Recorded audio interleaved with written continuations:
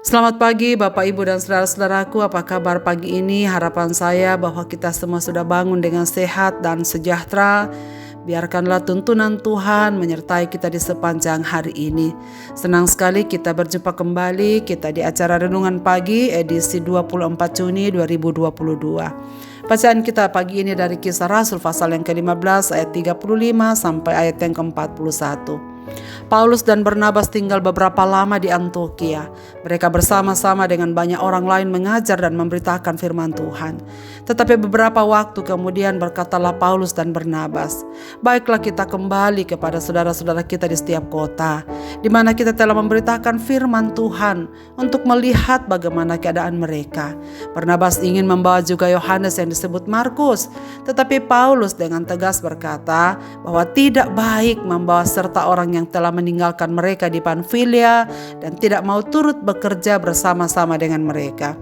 Hal itu menimbulkan perselisihan yang tajam sehingga mereka berpisah, dan Barnabas membawa Markus juga sertanya berlayar ke Siprus, tetapi Paulus memilih Silas, dan sesudah diserahkan oleh saudara-saudara itu kepada kasih karunia Tuhan, berangkatlah ia mengelilingi Syria dan Kilikia sambil meneguhkan jemaat-jemaat di situ.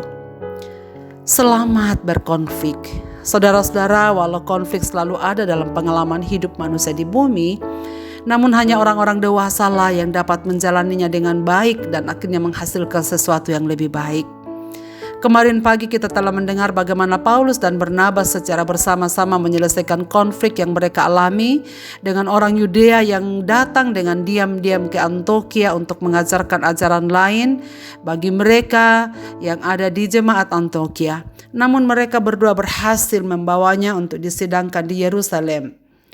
Saudara sekalian, dalam pembacaan kita pada pagi ini, Rasul Paulus pun akhirnya mengalami konflik dengan sahabat karibnya yang selama ini berjalan bersama karena memiliki semangat yang sama untuk setia memberitakan Injil.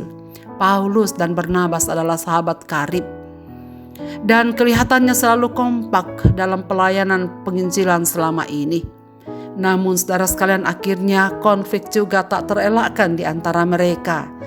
Mereka mengalami konflik karena persoalan seorang rekan mereka yang bernama Markus. Dulu ketika mereka pertama kali mengunjungi Pamfilia, Yohanes ikut. Namun saudara sekalian, apa yang terjadi? Markus atau Yohanes ini meninggalkan mereka dan menyerah dan kembali ke Antiokhia. Dan sekarang Paulus dan Barnabas akan melanjutkan perjalanan. Dan rupanya hari itu Markus pun akan berangkat. Namun Paulus menjelaskan dengan tegas, tidak baik membawa serta orang yang telah meninggalkan mereka dan tak mau bekerja sama dengan mereka. Perselisihan yang tidak biasa dihindari ini akhirnya menimbulkan perpecahan di antara kedua sahabat ini. Barnabas tetap memilih Markus dan pergi besertanya, sedangkan Paulus lebih memilih Silas. Saudara sekalian, secara positif kita memang masih bisa mengatakan bahwa dengan berselisihnya Paulus dan Barnabas tentang Markus itu membuat tim pekabar Injil menjadi dua kelompok. Barnabas dan Markus pergi ke Siprus, sedangkan Paulus dan Silas pergi ke Syria dan Kilikia. Itu artinya pekabaran Injil menjadi menjangkau daerah-daerah yang lebih luas lagi ketimbang jika mereka hanya menjadi satu tim seperti semula. Tetapi jelas pertikaian, perselisihan, pertengkaran yang tidak terselesaikan akan selalu menjadi duri dalam daging. Itulah sebabnya mereka berdua berusaha menyelesaikannya dengan baik.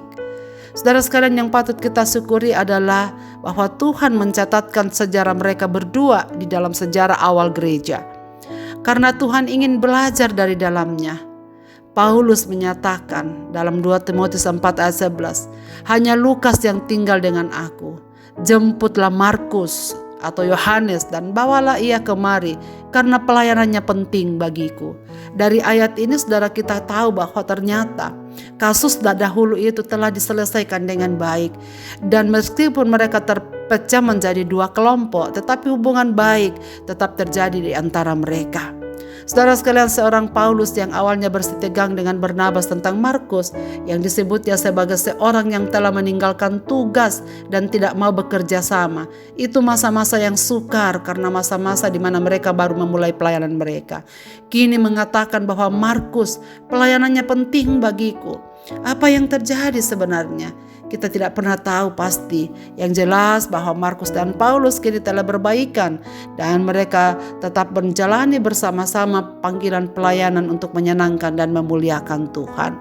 Saudara sekalian, apa yang harus kita pelajari dari kisah Paulus dan Markus ini? Konflik selalu memiliki jalan keluar dan selalu harus menemukan jalan tengahnya. Saudara, ada cerita tentang seorang keluarga, satu keluarga.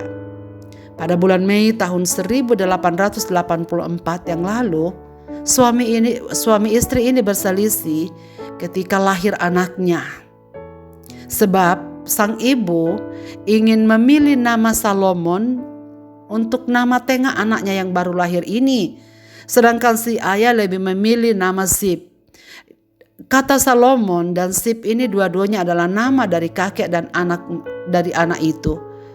Saudara, bisa kita bayangkan bukan? Suami dan istri pun mengalami konflik hanya karena pemberian nama tengah untuk anaknya yang baru lahir. Kenyataannya saudara sekalian memang ada, bahkan sering terjadi di seputaran kita. Keluarga yang berselisih itu adalah keluarga Bapak Young Truman dan Ibu Martha Ellen, yang menentukan nama tengah dari anak mereka yang sudah diberi nama Harry itu. Akhirnya saudara sekalian, untuk menyelesaikan perselisihan itu dan konflik itu, mereka sepakat anaknya hanya diberikan inisial S di tengah namanya, Harry S. Truman, yang kelak menjadi Presiden Amerika Serikat yang ke-33. Saudara-saudaraku, bagaimana Paulus dan Barnabas menyelesaikan konflik mereka? Mereka rendah hati satu dengan yang lain. Mereka berdoa meminta kehendak Tuhan apa yang terbaik untuk perjalanan pelayanan mereka. Walaupun pada akhirnya mereka tidak menemukan kata sepakat, tapi dalam perbedaan itu mereka bisa berjalan bersama. Sebesar apapun konflik yang kita hadapi, jangan menyerang pribadi saudara sekalian. Dan melibatkan orang yang dewasa rohani akan berpengaruh untuk menolong kita untuk melihat situasi itu dengan kacamata yang lebih jernih.